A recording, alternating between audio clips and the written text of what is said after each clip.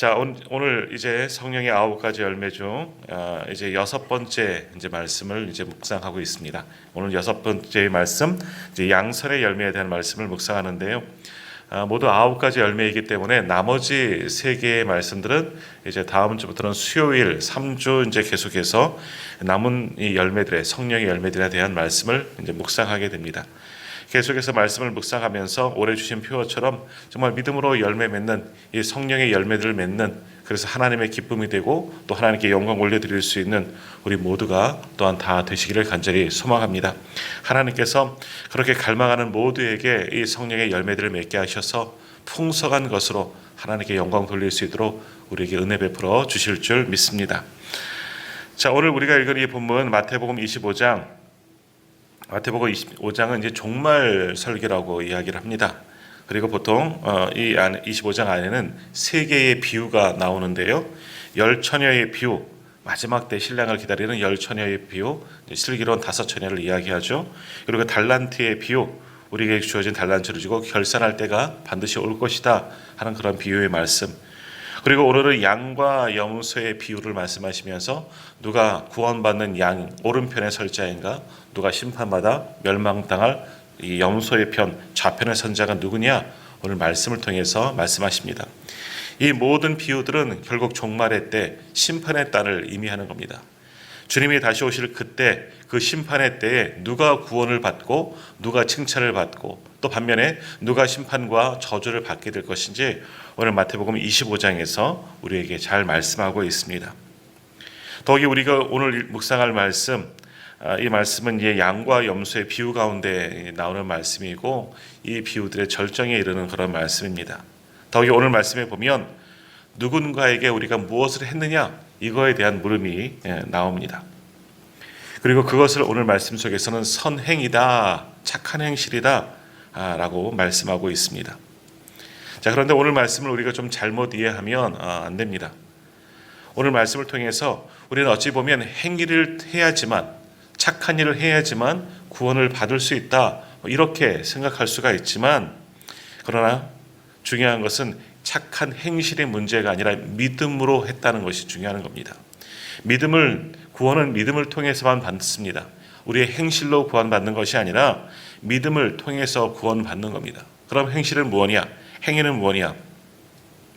믿음이 있는 사람들은 실제적으로 행함이 있게 되는 겁니다. 오늘 말씀을 통해서 보면 믿음이 있는 자들은, 구원받은 하나님의 사람들은 그 행실이 착한 행실이 되는 것이고 어려운 이들을 돕는 선행이 되는 것이고, 그것이 오늘 우리가 맺어야 할 바로 양선의 열매이다라는 겁니다. 그러므로 오늘 이 말씀을 기억하시면서 이제 오늘 말씀을 함께 묵상하고자 합니다. 먼저 우리가 맺어야 할 오늘 6번째 열매는 양선의 열매인데, 사실 이 양선이라는 단어, 우리가 실제로는 잘 사용하지 않는 그러한 단어입니다. 이 양선이라는 단어보다는 착한 행실, 선행, 이런 말을 우리가 더 많이 사용합니다. 이 양선이라는 말의 뜻은 어질고 이제 착한 마음이다라는 뜻을 가지고 있습니다. 그러니까 누군가에게 베푸는 말 그대로 착한 행실, 선행, 선한 일, 이것을 이야기하는 것이 바로 양선이라는 단어의 뜻입니다. 자, 우리가 버스를 타고 가다가 어르신들이나 몸이 불편한 사람들, 이들에게 자리를 양보하는 것, 이러한 행위가 양선입니다. 연말이 되면 많은 사람들이 어려운 이들을 생각하며 자신의 물질을 나누는 것, 돕는 것, 적게는 구세군 재산 낭비에 동전 몇 푼, 1,000원짜리 몇 개를 집어넣는 것, 이것도 양선입니다. 더 나아가서 자신의 전 재산을 사회에 헌납하는 것도 양선이고, 그 재산으로 복지시설이나 학교를 세우는 것도 양선이다라는 겁니다. 이렇게 나 아닌 다른 이들에게 행한 착한 행실, 선행, 그것이 오늘 우리가 맺어야 할 양선의 의미에 담겨져 있습니다. 자, 이런 말이 있습니다. 도둑도 자신의 자녀는 도둑질 않고 착하게 살기를 바란다 하는 말이 있습니다. 그러니까 이 말은 그리스도인이 아닌 사람들도, 심지어는 악한 사람들도 착하게 살아야 한다. 여기 교동 동사무소 앞에도 그렇게 써 있는 것 같은데요. 착하게 살아야 한다. 우리 모두는 기본적으로 다 알고 있습니다. 그러나 알고는 있지만 행동으로 실천하는 것은 쉬운 일은 아니다 하는 것이지요. 더욱이 우리 그리스도인들은 이 성령의 열매 중에서 이 양선의 열매도 맺어야 하는 겁니다. 첫날 말씀드린 것처럼 이 9가지 열매 중에 하나만 맺는 것이 아니라 모두 9가지를 우리는 다 맺어야 하는 겁니다. 구원받은 성도라면 9가지 모두 열매를 맺어야 하고, 또한 하나의 열매를 맺으면 나머지도 자연스럽게 맺어질 수 있다 말씀을 나누었습니다.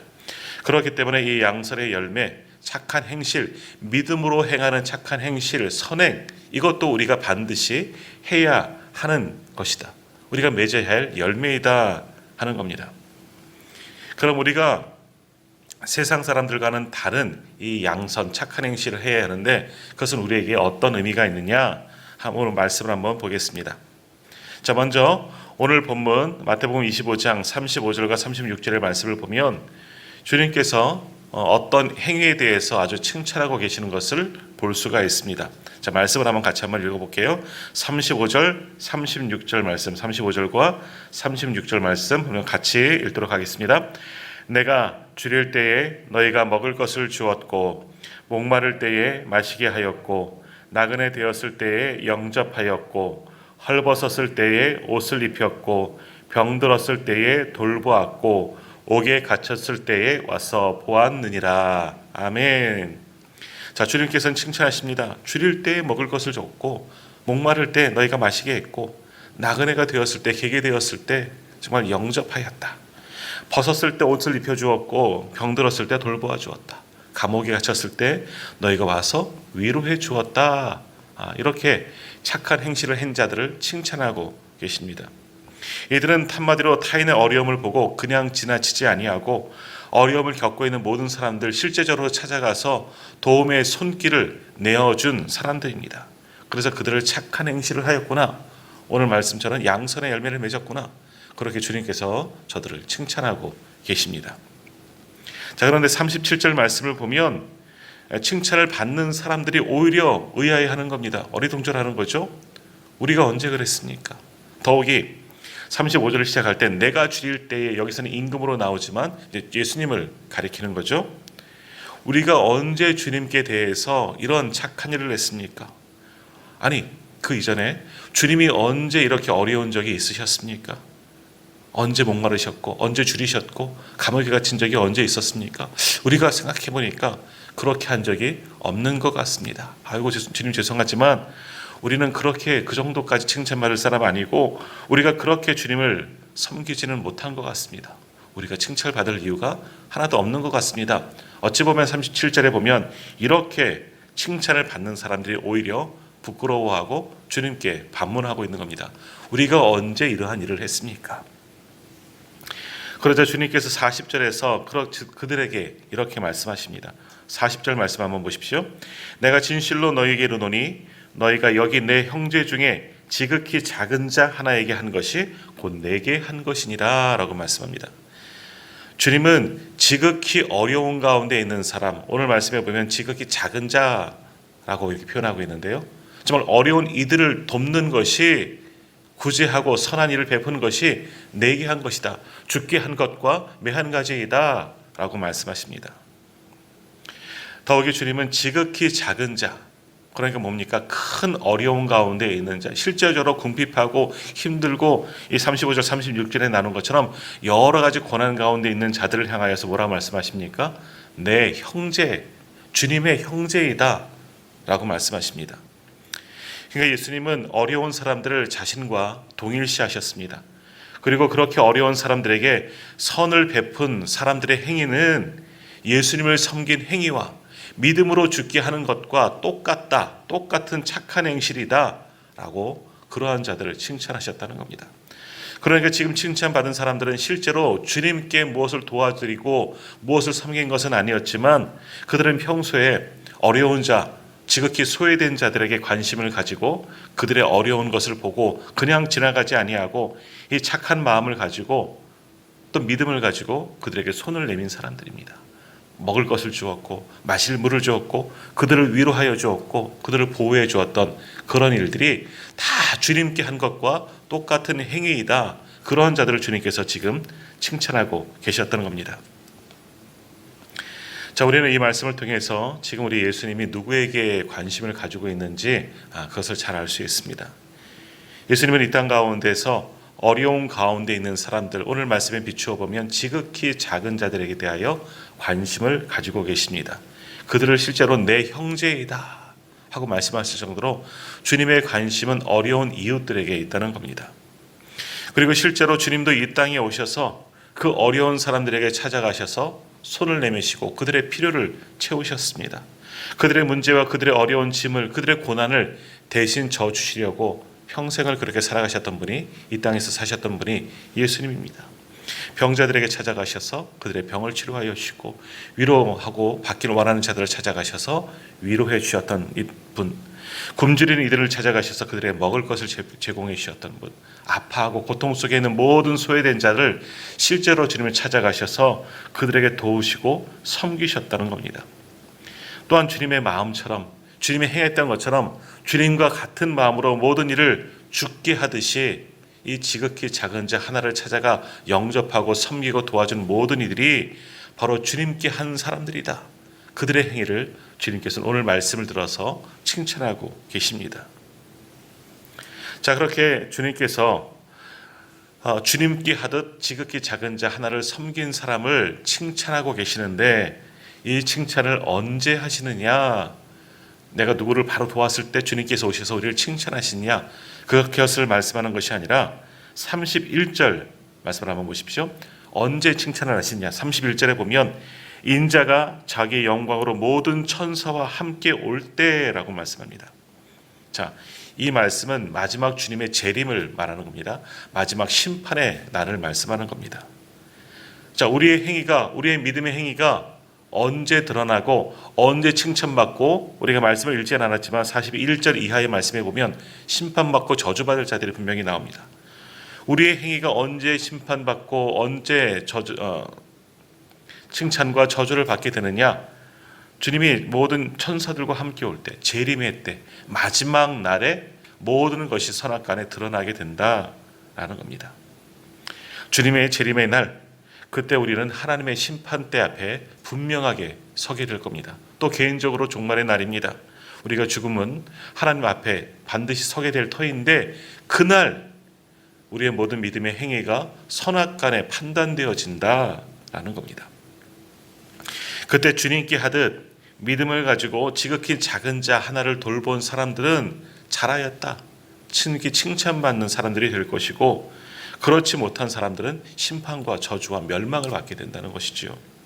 더욱이 하나님께 칭찬받는 사람들에게는 또 하나의 상급이 있는데, 하나님의 나라를 상속받게 될 것이다. 저들의 천국이 저희들의 것이다 라는 겁니다. 자, 34절 말씀 보십시오. 그때에, 마지막 날을 말씀하는 겁니다. 심판받을 그때에, 그때 임금이 그 오른편에 있는 자들에게 이르시되, 내 아버지께 복을 받을 자들이여, 나와 창세로부터 너희를 위하여 예비된 나라를 상속받으라 라고 말씀합니다. 주님께 하듯 지극히 작은 자 하나를 돌본 자, 믿음의 행위로 실천하며 착한 행실을 한 자, 양선의 열매를 맺는 자, 심판의 때에 너희가 잘하였다, 상급을 받을 때 하나님의 나라를 상속받게 될 것이다. 맞아, 다시 말씀드리지만 하나님께서 원하시는 구원의 열매, 양선의 열매를 받게 될 것이다 라는 겁니다. 자, 다시 말씀드리는데, 우리가 받을 구원은 믿음을 통해서만 받는 겁니다. 다른 것이 아니라 믿음을 통해서만 구원을 받을 수 있습니다. 자, 그러나 오늘 말씀의 의미는 뭡니까? 행위를 통해서 구원을 받는다, 이것을 말씀하는 것이 아니라 입술의 구원을 통해서는 구원을 받지 못한다는 겁니다. 내가 믿는다는 것은 내 입술의 고백만이 아니라 내 입술의 고백과 내 믿음의 행동이 함께 이루어져야 한다라는 겁니다. 믿음을 통해서 구원은 받지만 믿음의 행위가 구원받은 자들에게는 반드시 필요하다라는 겁니다. 그러니까 구원과 이 선행, 믿음과 행함은 동전의 양면과 같은 겁니다. 떨어져서는 절대 안 된다는 거지요. 믿음이 있는 사람, 구원받은 사람들은 그 행위를 통해서 자연스럽게 구원받은 자의 모습이 나오게 되어져 있다는 겁니다. 그러나 구원을 받았다고 하면서도 그러한 사람들의 행위 속에서, 행동 속에서 어떠한 선행도 잊지 못하다면 그것을 온전히 믿음을 가진 사람이라 할 수가 없다는 겁니다. 그럼 다시금 돌아가게 되는 거죠. 그런 사람이 믿음이 없는 사람이고 구원받지 못한 사람이라는 겁니다. 그러므로 믿음 없는 선행, 또한 믿음 없는 선행은 구원은 없습니다. 믿음이 없기 때문에. 착한 행실로는 사람들에게 칭찬을 받을 수 있지만 그 행실만으로는 구원을 받을 수는 없다는 겁니다. 믿음이 있어야 하는 겁니다. 그럼 우리는 먼저 예수를 믿는 믿음이 있어야 하는 것이죠. 그 믿음을 통해서만 구원을 받고, 그렇게 믿음을 통해서 구원받은 자는 행함이 있어야 되는 겁니다. 그것이 오늘 말하는 양선이고 착한 행실이 되는 겁니다. 그러니까 우리를 예수님을 믿었다면 우리가 무엇을 행하든지 주께 하듯 하라 말씀하지 않습니까? 지극히 작은 자를 보면 반드시 도와야 하는 겁니다. 착한 행실을 해야 하는 겁니다. 선행을 베풀어야 하는 것이죠. 구원의 감격으로, 그 구원의 감격으로 지극히 작은 자 하나를 도와주는 것, 그것이 우리가 마땅히 해야 할 일이다. 그것이 우리가 맺어야 할 양선의 열매이다 라는 겁니다. 더욱이 주님께서는 오늘 말씀을 통하여서 우리가 양선, 착한 행실을 실천해야 하는 대상도 말씀하여 주셨습니다. 그들이 누굽니까? 오늘 주님은 내 형제라고 말씀하시는데 바로 지극히 작은 자들, 지금으로 말하면 사회적 약자들, 어려움 가운데 처한 자들을 반드시 도와주어야 한다라고 말씀합니다. 구약시대로 말하면 과부와 고아와 나그네들, 그리고 레위인들이 우리가 섬겨야 할 대상들입니다. 지금으로 말하면 독거노인들, 소년소녀 가장들, 다문화권의 사람들, 장애우들, 이런 등등 사회적으로 경제적으로 어려운 가운데 있는 모든 이들, 그들이 우리가 섬겨야 할 주님의 형제, 지극히 작은 자들이다 라는 것입니다. 오늘 우리가 주님을 사랑한다면, 또 주님을 믿음으로 우리가 구원받았음을 확신한다면 주님이 내 형제라고 부르는 그런 사회적 약자들을 도와야 하는 겁니다. 마치 주님을 섬기듯이 그들을 돌보아야 주고 그들에게 착한 행실, 선행을 베풀어야 하는 겁니다. 그것이 바로 우리가 양선의 열매를 실천하는 방법이라는 것이지요. 자, 오늘 우리가 이렇게 양선의 열매를 맺는 우리 교회와 성도들이 되기를 간절히 소망합니다. 더욱이 하나님께서 우리에게 허락하신 이 지역 사람들을, 또 우리의 이웃들을, 또 우리 주변에 정말 도움의 손길이 필요한 모든 이들에게 주님을 섬기듯이, 주님께 하듯이 그들을 섬기는 착한 행실이 오늘 우리에게 필요합니다. 그렇게 선을 베풀고 착한 일을 행할 때 우리에게 양선의 열매가 맺혀지게 되는 줄 믿습니다. 올 한 해 이 말씀을 기억하시면서 오늘 우리 교회가 더욱더 어려운 이들을 돌보는 일에 힘쓰는 교회가 되기를 원합니다. 우리가 양선의 열매를 맺는 그런 성도들이 되기를 원합니다. 그러함을 통해서 하나님의 마음이 기뻐하는 자들이 될 수 있고, 더욱이 하나님의 나라를 유업으로 받는 저와 우리 모든 성도님들 다 되실 줄 믿습니다. 이 열매들을 맺어가는 우리 모두가 되기를 주님의 이름으로 축복합니다.